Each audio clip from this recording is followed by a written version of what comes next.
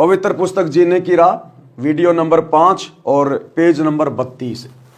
किसी ने गुरुदेव भगवान से सवाल किया, जिनको संतान प्राप्त नहीं होती है उस बेऔलादे यानी संतानहीन का तो सुबह या शुभ कर्म को जाते समय मुख देखना भी बुरा मानते हैं, ऐसा क्यों?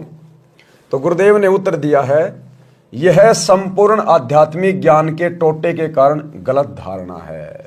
यानी लोगों को अभी अपने शास्त्रों का ज्ञान नहीं है, भक्ति मार्ग का ज्ञान नहीं है, अध्यात्म का ज्ञान नहीं है, जिस कारण से संतानहीन माता बहनों को लोग बुरा मानते हैं, अशुभ मानते हैं उनका मुंह देखना, जबकि वे माता बहनें तो देवी देवताओं से भी शुभ हैं, देवी देवताओं से भी शुभ।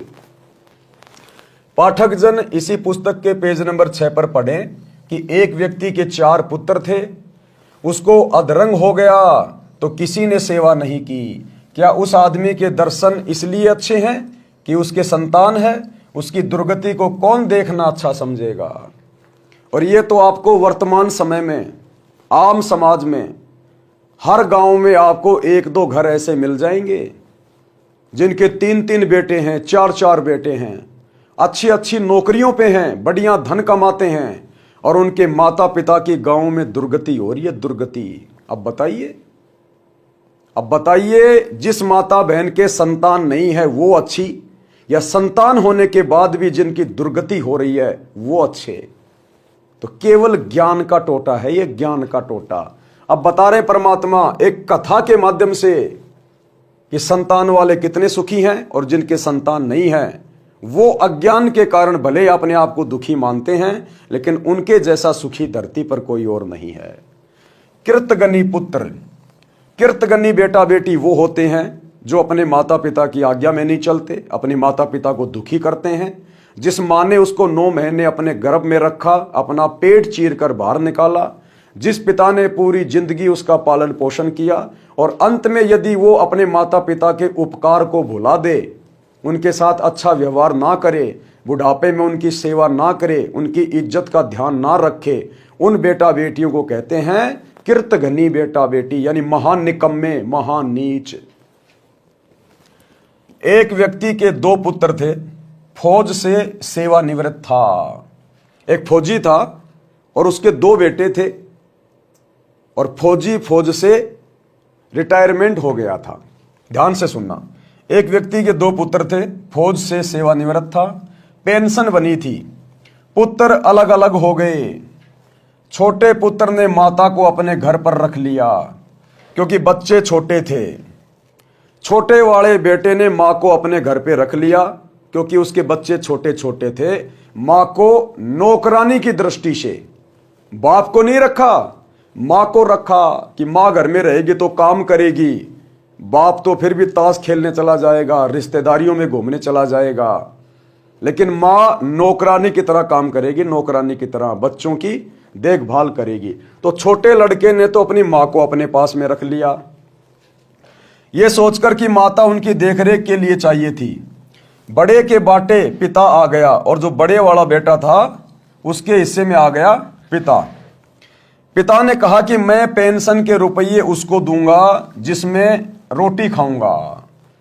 अब उस फौजी ने कहा कि मैं तो अपनी पेंशन का पैसा उसी को दूंगा पूरा का पूरा, मैं जिसके घर में रोटी खाऊंगा, चाहे छोटे वाला खिलाओ और चाहे बड़े वाला खिलाओ।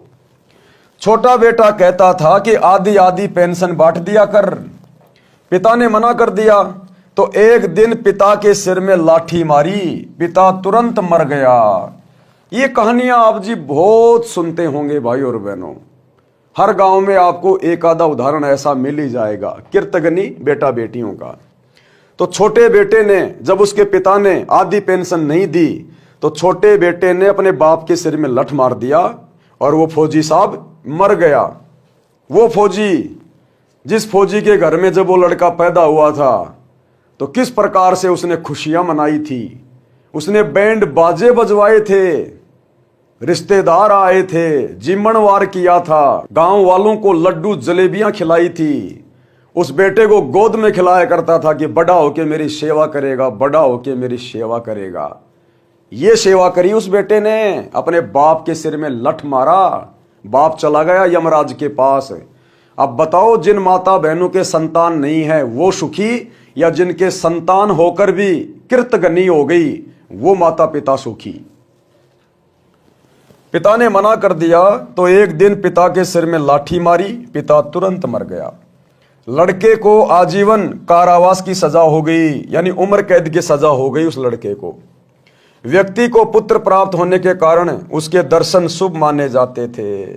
अब बताओ, उस फौजी के तो 2 बेटे थे, जिस कारण से लोग कहते थे भाई बहुत भाग्यवान आदमी है, इसका तो मुंह देखना बहुत अच्छा है। क्या खाक मुंह देखना अच्छा है उसका? अंत में वही बेटा उसके लिए काल साबित हो गया, काल। व्यक्ति को पुत्र प्राप्त होने के कारण उसके दर्शन शुभ माने जाते थे, जिसके साथ अशुभ हो गया। अब आध्यात्मिक तराजू में तोलकर देखते हैं। गुरुदेव भगवान कह रहे हैं कि अब आपको भक्ति मार्ग के हिसाब से, परमात्मा के हिसाब से, आध्यात्मिक दृष्टि से बताते हैं कि क्या सही और क्या गलत है। अब आपको आध्यात्मिक तराजू में तोलकर देखते हैं कि बिना संतान वाले के दर्शन शुभ हैं या अशुभ। जैसे इसी पुस्तक में ऊपर स्पष्ट किया है कि परिवार संस्कार से बनता है। परिवार कैसे बनता है? संस्कार से, यानी जिनके पिछले जन्मों के आपस में कोई लेन देन रह जाते हैं। जैसे आज आप बहुत बड़े अधिकारी हैं और आपने धोखाधड़ी करके आपने किसी की जमीन हड़प ली, आपने किसी का पैसा हड़प लिया, या आपने किसी से रिश्वत ले रखी है, या आपने किसी की चोरी कर ली, ठगी कर ली, लूटमार कर ली। तो इस जीवन में तो आप सोच रहे हो कि मैंने तो पैसे कमा लिए, लेकिन मरने के बाद जब आपको कभी फिर मनुष्य जन्म मिलेगा 84 लाख योनियां भोगने के बाद, आप बनोगे इंसान, औरत या पुरुष, और जिसको आपने कभी पैसा ठगा था वो आपके घर में आपका बेटा या बेटी बन के पैदा होगा, बेटा या बेटी बन के, और वो पिछला अपना ऋण चूकता करेगा। इस जन्म में उस बाप को दुखी करके, परेशान करके, गांव में उसकी नाक कटवा के, जिस प्रकार उस बेटे ने अपने बाप के सिर में लठ मारकर और पिछले जन्म का बदला लिया। क्योंकि पिछले किसी जन्म में उस फौजी ने, जब कभी उसको मनुष्य जन्म था पहले, उसने उस अपने बेटे वाली आत्मा को इसी प्रकार से किसी न किसी तरीके से मारा था। धोखे से मारा हो या और किसी तरीके से मारा हो, जहर दे के मारा हो। अब उस आत्मा ने उस फौजी का बेटा बनकर अपना बदला लिया, उसके सिर में लठ मार के। तो परमात्मा कहते हैं परिवार संस्कार से बनते हैं, यानी आप और हमारे असंख्य जन्म हो चुके हैं स्त्री या पुरुष के, और उन असंख्य जन्मों में ना जाने हमने कितनी बकवादे करी हैं, किसी के साथ अच्छा किया, किसी के साथ हमने बुरा किया। तो वो तमाम आत्माएं आप और हमारे साथ में अगले जन्मों में रिश्तों में जुड़ती हैं और वे अपना बदला पूरा करती हैं। तो परमात्मा कह रहे हैं कि परिवार संस्कार से बनता है। कोई कर्ज उतारने के लिए पिता पुत्र, पत्नी, माता पिता, बहन भाई आदि के रूप में जन्म लेकर परिवार के रूप में ठाठ से रहते दिखाई देते हैं। जिस प्रकार एक घर में बाप पूरी जिंदगी बेचारा मेहनत करता है, कमाता है, और बेटा बाप के पैसों के ऊपर ऐश करता है, शराब पीता है, 2 नंबर के काम करता है, गाड़ी निकलवा लेगा, तरह तरह से बाप को दुखी करेगा, परेशान करेगा, रोजाना उसकी शिकायतें आएंगी।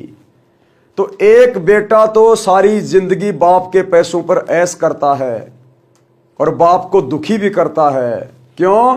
क्योंकि पिछले जन्म में उस बाप ने उस बेटे को किसी न किसी कारण से दुखी किया हुआ था।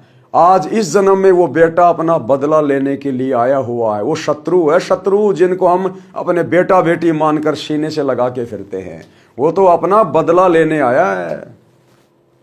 और एक परिवार में बेटा बेचारा नौकरी करता है, मजदूरी करता है, मेहनत करता है, और बाप सारा दिन शराब पी के गांव में पड़ा रहता है।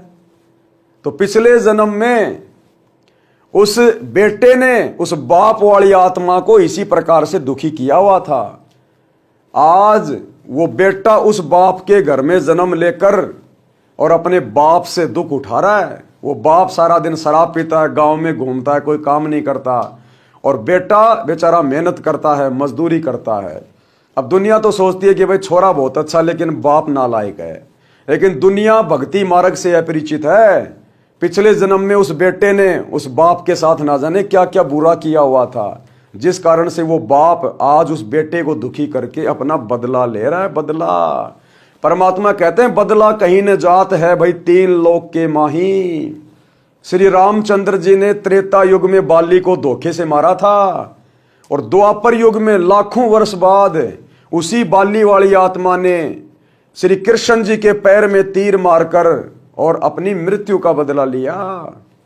तो जब हमारे भगवान, ये 3 लोक के भगवान ब्रह्मा विष्णु महेश, ये जब अपने अदले बदले का खेल खेल रहे हैं, तो आप और हमारे जैसे 2 कोड़ी के इंसान कैसे बच सकते हैं? लेकिन भाई बचने का बहुत आसान तरीका है, बहुत आसान। सच्चा सतगुरु धरती पे प्रकट है। अगर हमारे ये अदले बदले, ये हमारे पूर्व जन्मों के संस्कार यदि कटेंगे, तो केवल ये सच्ची भक्ति से कटेंगे, केवल सच्ची भक्ति से। और ये सच्ची भक्ति आप और हमारा परम सौभाग्य है। इस पृथ्वी पर आज जितने भी देश हैं और जितने भी मानव शरीरधारी स्त्री पुरुष हैं, आज भाई उनका परम सौभाग्य है, परमात्मा सतगुरु रूप में धरती पे प्रकट हैं। हमारे पिछले संस्कारों को, हमारे ऋण संबंधों को परमात्मा अपनी सत भक्ति से, अपने आशीर्वाद से, इनकी शरण में आने के बाद जलाकर भस्म कर देंगे। पिछले संस्कार खत्म, और आगे गुरुदेव हमें ज्ञान ऐसा दे रहे हैं, ऐसा निर्मल तत्व ज्ञान दे रहे हैं, आगे हम किसी भी प्रकार की गलती कर ही नहीं सकते। ना बेटा बाप के साथ में कर सकता, ना बाप अपने बेटे के साथ में कर सकता, ना हम किसी अन्य व्यक्ति के साथ में कर सकते। परमात्मा कहते हैं कबीरा आप ठगाइए और न ठगिए कोई, आप ठगाए सुख होत है और ठगे दुख होए। तो भगत फिर भक्ति मार्ग पर आगे ऐसी कोई गलती नहीं करेगा जिससे फिर उसको मृत्यु के बाद जन्म लेना पड़े और यहीं पर ये अदले बदले का खेल खेलना पड़े। तो ऐसा निर्मल ज्ञान लेकर, ऐसी निर्मल भक्ति लेकर सतगुरु धरती पर आए हुए हैं। आप सभी भाई बहनों की पॉकेट में मोबाइल है, घर घर में टीवी है। रोजाना शाम को 7:30 से 8:30 बजे गुरुदेव का सत्संग आता है साधना टीवी चैनल पर, और मोबाइल में जब चाहे यूट्यूब पे जाके सर्च करें सृष्टि रचना संत रामपाल जी भगवान, और सुनिए सत्संग। एक बार शुरू कीजिए, थोड़ा थोड़ा 10 मिनट, 15 मिनट, 20 मिनट, इसी प्रकार से शुरुआत होगी। तो क्या कहते हैं परमात्मा, यानी एक दूसरे का कर्जा उतारने के लिए पिता पुत्र, पत्नी, माता पिता, बहन भाई आदि के रूप में जन्म लेकर परिवार में ठाठ से रहते दिखाई देते हैं, परंतु कई युवा अवस्था में मर जाते हैं, कई विवाह होते ही मर जाते हैं। ये सब अपना ऋण पूरा होते ही अविलंब शरीर त्याग जाते हैं। मान लीजिए एक पिता है और उसका एक बेटा है, और पिछले जन्म में उस पिता वाली आत्मा ने उस बेटे के साथ में धोखाधड़ी कर रखी है 10,000 रुपए की। तो वर्तमान में वो बेटा अपने 10,000 रुपए का अदला बदला पूरा करने के लिए उसके घर में उसके बेटे के रूप में जन्मा है। अब बेटा बढ़िया आराम से रह रहा, इकलौता बेटा है, घर में ठाठ बाट है, कोई दिक्कत नहीं है।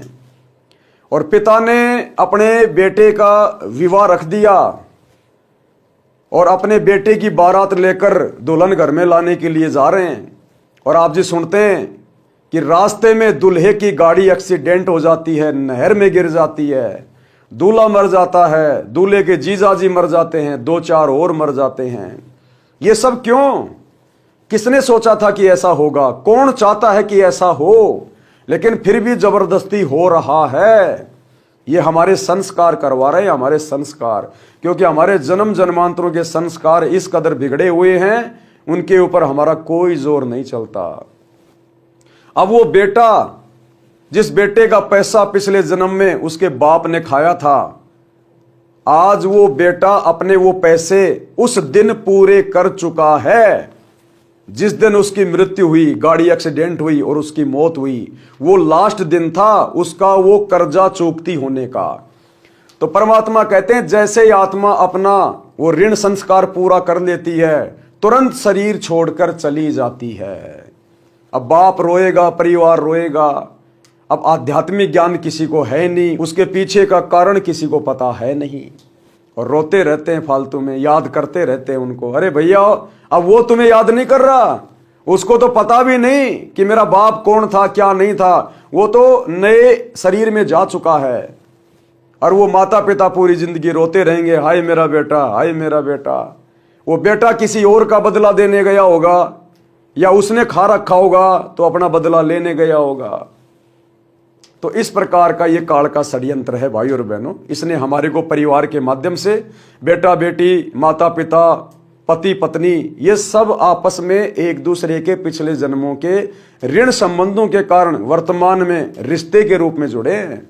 और जैसे जैसे हमारे वो संस्कार पूरे हो जाएंगे, तुरंत ये अपना शरीर छोड़कर चले जाएंगे। आप देखते हैं किसी का पति जहर खा लेता है, किसी की पत्नी फांसी खा लेती है। भैया उनका संस्कार इतना ही था, इससे ज्यादा एक सेकंड भी कोई आने नहीं रुक सकता। हाँ, इससे ज्यादा यदि आपने रुकना है, जीवन जीना है और आपने अच्छा खुशहाल जीवन जीना है, तो फिर आपने सतगुरु के सत्संग सुनकर उपदेश लेना पड़ेगा। फिर सतगुरु के पास वो पावर है, वो शक्ति है। सतगुरु अपने आशीर्वाद से आपके उन बुरे संस्कारों को समाप्त कर देगा, मिटा देगा। और सतगुरु सत भक्ति करवाने के लिए, मोक्ष दिलाने के लिए आपको अपनी तरफ से एक्स्ट्रा उम्र प्रदान करेगा, जो आपके भाग्य में नहीं होती है। तो आज वो समर्थ सतगुरु धरती पे प्रकट है। धरती पे थोड़ा सा विचार कर लेना। परंतु कई युवा अवस्था में मर जाते हैं, कई विवाह होते ही मर जाते हैं। ये सब अपना ऋण पूरा होते ही अविलंब शरीर त्याग कर चले जाते हैं। जिनको संतान नहीं हुई है, उनका कोई लेन देन बाकी नहीं है। भाई वो तो बहुत अच्छी आत्मा है, बहुत ही शुभ आत्मा है, क्योंकि उनका पिछले जन्म का किसी के साथ में कोई बबंडर नहीं है। उन्होंने अपने पिछले जन्म में किसी को दुखी नहीं कर रखा, किसी के साथ में ठगी नहीं कर रखी, इसलिए उनका किसी के साथ कोई लेन देन नहीं है। वे भाई बहन तो केवल आध्यात्मिक ज्ञान के बिना अपने आप को बेऔलादे मानकर दुखी हो रहे हैं फालतू में, जबकि वो तो बहुत ही सुखी आत्मा है, बहुत ही अच्छी आत्मा है परमात्मा की। लेकिन बिना ज्ञान के उनको तरह तरह की चिंता हो जाती हैं, तरह तरह की उनको टेंशन हो जाती है कि संतान नहीं है, समाज में क्या मुंह दिखाएंगे, बुढ़ापे में हमारी सेवा कौन करेगा, बताओ। एक सेकंड का भरोसा नहीं और 30 साल आगे की सोच रहा कि बुढ़ापे में क्या होगा। मान लो आपके संतान भी हो गई और बुढ़ापा आने से पहले आपकी मौत हो गई, फिर क्या करोगे? वो संतान का चाटोगे फिर उसका? अरे बुढ़ापे के लिए भक्ति की आवश्यकता है। ये तीनों लोकों में प्रवेश करके सबकी सेवा, सबको भोजन पानी, जानवरों से लेकर इंसानों को परमात्मा दे रहा है, सतगुरु दे रहा है, जो तीनों लोकों में प्रवेश करके सबका भरण पोषण करता है। चीटी पायल बाजे पैर, साहिब सुनता है सब लहर। पो पाटी पगड़ा भया और जागी जिया जून, सब काऊ को देत है वो चौंथ समाना चून। वो परमात्मा, वो सतगुरु चीटी को उसकी आवश्यकता के अनुसार कण भर और हाथी को उसकी आवश्यकता के अनुसार मन भर खिला रहा है, मन भर। तो आप लोगों ने जिनके घर में संतान नहीं है, आप लोगों ने तो सच्चे सतगुरु की तलाश कर लेनी चाहिए। और वर्तमान में तो आपका सौभाग्य, आपको तलाशने की भी जरूरत नहीं है। सच्चे सतगुरु धरती पे प्रकट हैं, सतगुरु रामपाल जी के रूप में। आपने तो तुरंत इनके सत्संग सुनकर, इनकी पुस्तकें पढ़कर उपदेश ले लेना चाहिए। और बुढ़ापे में यदि आपके 10-10 संतान होती और सारे IPS अधिकारी होते, तो भी आपकी इतनी अच्छी सेवा नहीं कर पाते जितनी सेवा सतगुरु की भक्ति के कारण सतगुरु आपकी करवा देगा।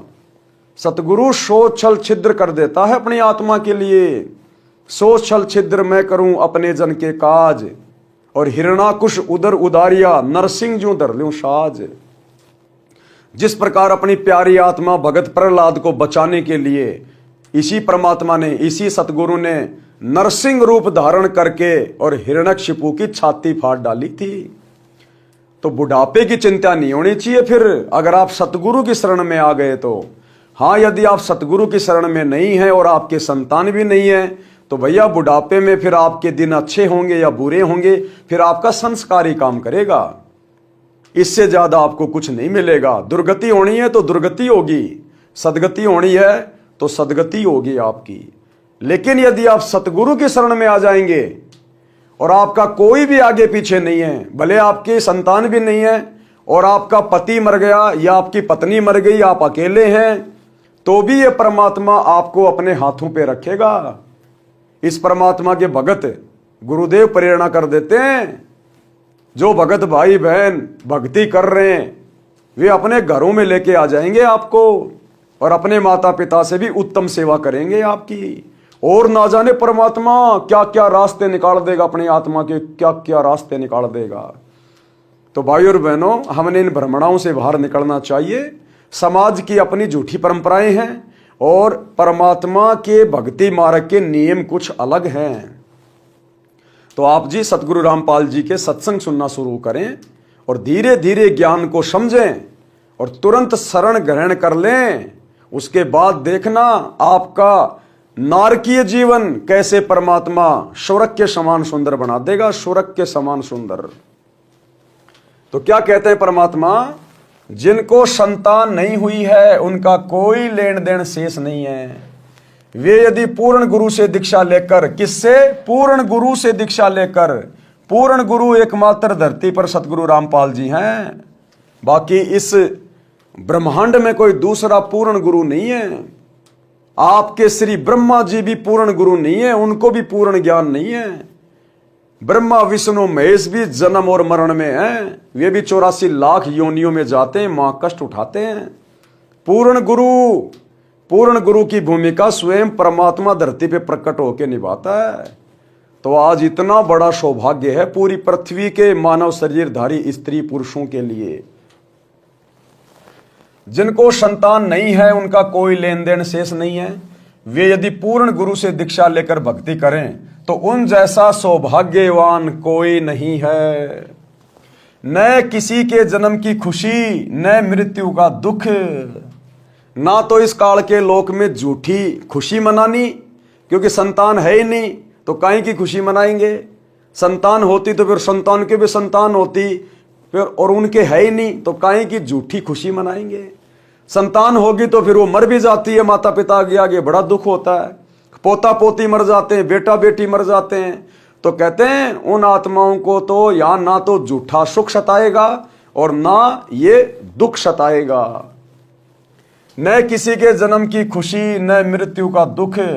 उन बिना औलाद वालों का दर्शन तो अति शुभ है, देवी देवताओं से भी ज्यादा शुभ है, दुर्गा देवी से भी ज्यादा सुख है। उन बे औलादों का मुंह देखना तो शुभ है। और यदि वो बे औलादे संतानहीन यदि सतगुरु की शरण में आ जाते हैं तो ब्रह्मा विष्णु महेश भी उन बे औलादों के पैर के नाखून के बराबर नहीं है, पैर के नाखून के बराबर।